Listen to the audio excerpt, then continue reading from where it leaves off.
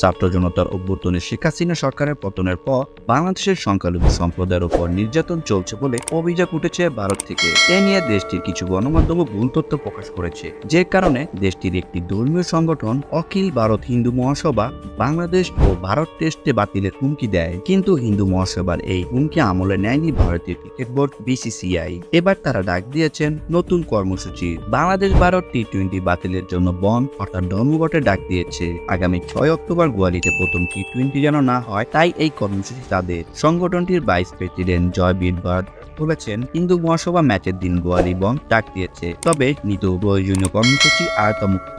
গতকাল অবশ্য এর প্রতিক্রিয়া দেখায় তারা। কানপুরে গ্রিন পার্কে স্টেডিয়াম হওয়ার কথা দ্বিতীয়তে, সেখানে এক রাস্তায় আগুন জ্বালিয়ে প্রতিবাদ করে হিন্দু মহাসভার লোকজন, যে কারণে সংগঠনের 20 সদস্যের বিরুদ্ধে এফআইআর দায়ের করেছে পুলিশ। এছাড়া 27 সেপ্টেম্বর টেস্ট ঘিরে কড়া নিরাপত্তার কথা জানিয়েছে এসি হর্ষা চান্দার। কানপুরের এসপি বলেন, আমরা নিরাপত্তা ব্যবস্থা পর্যালোচনা করছি যেন কোনো বাধা পেতে না হয়। প্রয়োজনীয়তা পূরণের জন্য পর্যাপ্ত পুলিশ নিয়োজিত রাখতে পারবো বলে আমরা আত্মবিশ্বাসী। ভিডিওটি দেখার জন্য অসংখ্য ধন্যবাদ। ভিডিও সম্পর্কে যে কোনো মতামত জানাতে পারেন আমাদের কমেন্ট বক্সে। এছাড়াও নিত্য নতুন এরকম ভিডিও পেতে ভালো লাগলে অবশ্যই ভিডিওটিতে লাইক দিয়ে যাবেন। ধন্যবাদ।